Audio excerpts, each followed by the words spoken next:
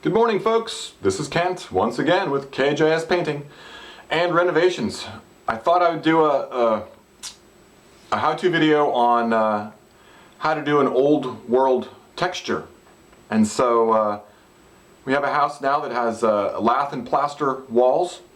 So I'll cover what material that I like to use to do this job and the method to do it. And I think folks are going to like this one. I'll try to get a shot of what old world texture is.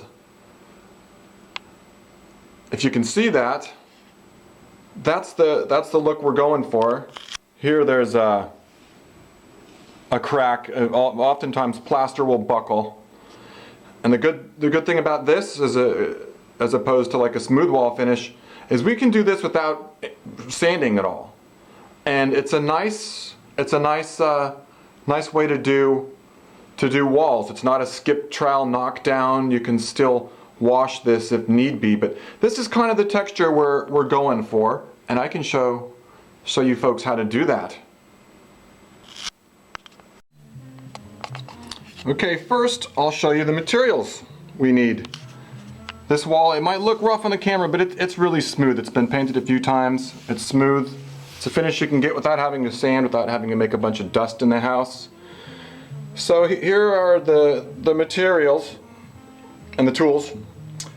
I have a mud pan here, 10-inch knife, another knife. If I was doing all of this room, I'd have a hawk and a trowel. Here's my fast setting compound. Westpac Materials, a good hard side light. I'm not going to use it because I've got light coming in here. A bucket of water, a rag that's wet, maybe a dry rag, garbage bucket, gotta have that.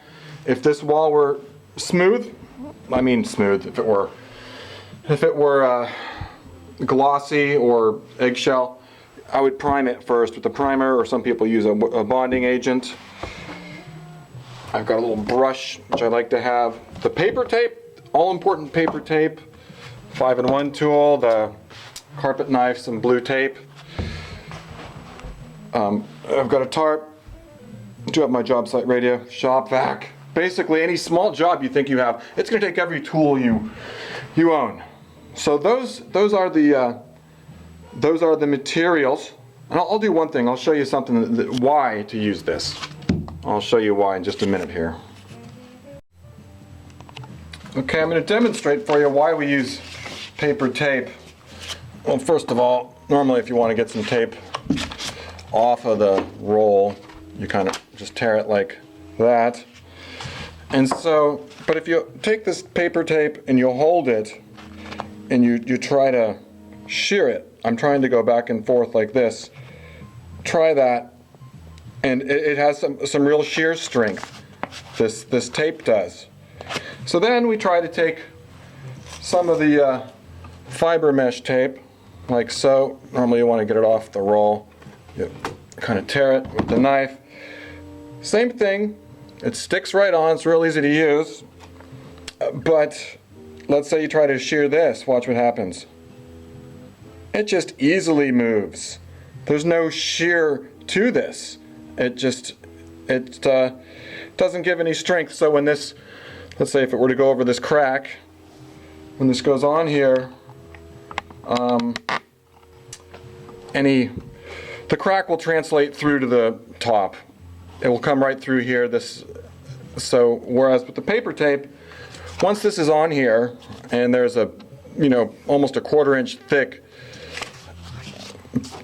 bit of compound on here, they go away for years. I've had 3-4 years, and I'm hoping they go 8 years and you don't see them. All the cracks would be underneath and there would be the unibody stick. So let's get to the methods of how to do this. Okay, the first thing to do, where this is buckled, is to just take 5-in-1 tool and chip it out.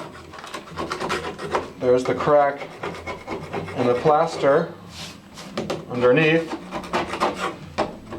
and I just clean this up, dig it out, get it nice and clean. Okay, I won't bore you with the details, but I'll show you when it's done. Okay, I thought I'd show you a little bit of this. work since it is the method part of the how-to video. See, this is plaster. It's a lath and plaster home. And I want to get anything that's loose, dig out this crack. Just get that dug out. I think that's about the extent of it. Okay, that's where I like to use my brush to kind of get the dust out of here, because nothing's really going to stick to the dust. It's great for the camera, huh? Okay, good thing it's a cheap camera. And sometimes I use a shop vac to vacuum this out. But what does work really well is a wet rag. This will really take care of the dust and get it out of there. We want this to be clean before we do the tape joint. You can see it's going a little further. You gotta go a little more just to make sure it's ended. Oh, that's good. Okay. That's looking good. All right. Okay, I've mixed up a little bit of the mud. It's about that consistency. Not quite as important. So, for getting started, I like to use my 6-inch blade first. And this makes a turn, you know, so I'm gonna have to do this in 2 pieces. So I'll do one little piece here, so the tape covers. Just put some compound on there. I love the Westpak because it mixes really easy, smooth, without having to spend all day doing it. And then I'll take the piece of tape, go like this. Here's the important thing: get all of the mud out from underneath there, all of it. Best you can, just stick the tape on like that. Now, the other part of the crack. See, it kind of makes a turn. All right. Same thing. Get that fast setting compound on there. All right, don't have to worry about that streamer, that striation. We don't care about that. Okay, I usually just measure it out like so. I don't like those little sharp edges. Take that off, so it won't come up. Won't come up anyhow. So there we go. Again, get all of the mud out from underneath there. You can see it bulging up a little bit there. More of the cracks so deep, but that's okay. Now normally, when I'm doing a room, I have cracks everywhere, so I just start doing this. So I'll leave the tape just about like that. But since I don't have a bunch more cracks, what I can do is start to do what would be the old world texture, which is real simple. You just sort of take the compound and just put it on there. You know, I mean, I say it's simple, but I've been doing this 20 years, so I'm making it look a lot easier than it really is. And since we're building it up, we want to bury that tape. We don't want to just put it on so then later on we see the tape. It's the last thing we want. So it's okay to go beyond the lines. There's no need to prime the wall because it's a flat paint. It's going to stick fine to that. I'll switch over to my bigger blade now. Get it a little more through. There we go. Start to see the tape underneath there. That's okay. I'm going to give it another coat in a bit. I've got some other work to do here. That's starting to look all right. And what more can I say? When it looks okay, just like this line, I'm not so sure if the camera sees that. That doesn't look very good. Later on, when it starts to harden up, I can come by and kind of scrape it off. And let's say if I liked it, but it had some other funny lines in it, after it was primed, I'd use my lightweight spackling to cover, or sometimes little bubbles come out, but yeah, so I'll be back. We'll give this a few minutes to start setting up, and I'll show you another trick to make this old world texture nice and smooth and blend in really nice without sanding. All right, I'll show you how I clean out the pan in between the mixing. Just sort of toss it around a few times, knock the stuff off in the bucket. It's already pretty much clean, but I just do a nice little movement so I can get in there. You want the pan clean, because if the compound is in there, especially 20-minute mud, and it's hardening, it will harden almost instantly. So you kind of want to clean it out in between batches, otherwise it will set up too fast. So it's good to have a good ease with the pan. I do make it look easier than it looks. Here's another part of the house. This is suitable. This is where I'm inside the house. This is suitable maybe for the outside of a house. Even on the outside, I wouldn't like such a heavy-handed texture. So this is something that I would not call old world texture. This is just a real rough kind of skip trowel knockdown texture, I guess. It's a real heavy-handed texture. Too heavy for any interior, in my opinion. Okay, back to the patch where we left off. It was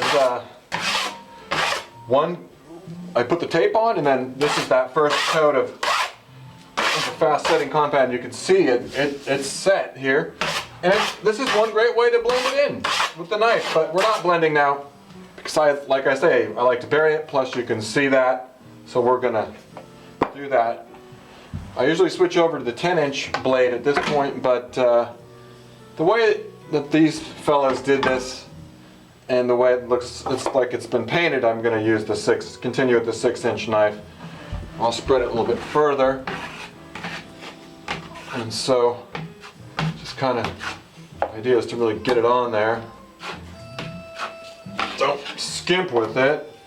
We don't want a big bump here, so I'm going to float it out. I might actually use the 10-inch here.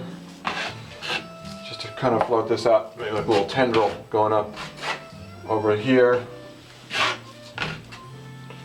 Maybe we do switch over to the 10-inch. Sometimes add a little water. And just to kind of, there we go. Yeah, big enough now.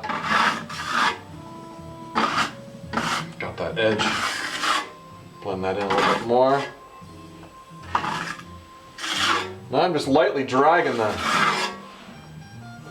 knife across here.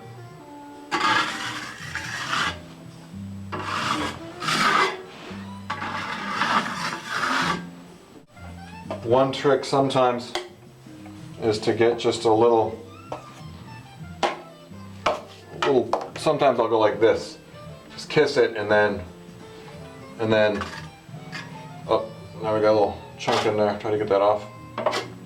Kiss it and then see if I can get a little more of that texture that's on there. Oh, really got something stuck in the blade here. There we go. All right.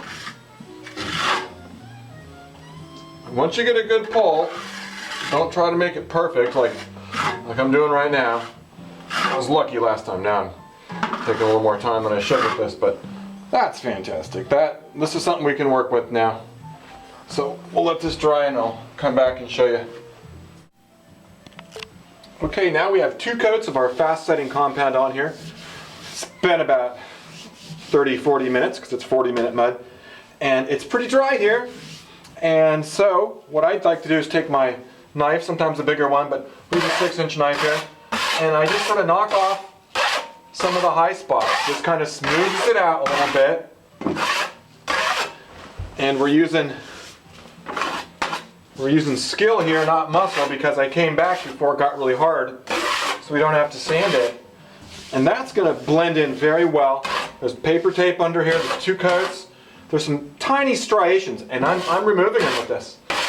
Okay, there's a little built up mud on the knife. So now, here's the trick. You know, normally with smooth wall, we're sanding and there's a fine talc all over the room. It's not good for you either. And so here's a wet rag. I keep it pretty flat. And I'll just go over it with this wet rag, on these edges especially.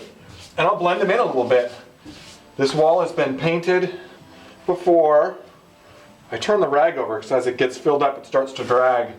It's been painted before, so after I get a coat of paint on here, it's There, this is amazing. I'm sure the camera's not catching this, but this is amazing what we're getting here. We're blending it in with the rag. And if anyone's done smooth wall sanding, it's no fun for the homeowner, it's no fun for the guy doing the job. And this is done here. The remainder of the wall is a flat paint. Let me see if I can catch this from a different angle. Alright, I want to show you the technique with the rag. The existing wall is all pretty smoothly blended in. Then when you come down to my new patch, it gets to be a little bit rough there. And so with the rag, with the compound still a little bit wet, just kind of do a little circular motion, and I can take that down without any dust coming up. So that's the technique. I got the camera on one hand here.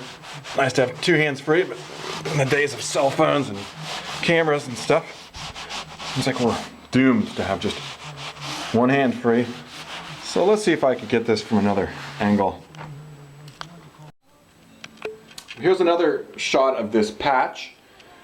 Once it has a coat of paint on it, it will blend in to the other texture just fine. You won't be able to see this whatsoever. So it's going to take a couple of days for this to dry. It will change color when it's dry, and then it can just be gone over with a flat paint. No primer, because flat paint is a primer.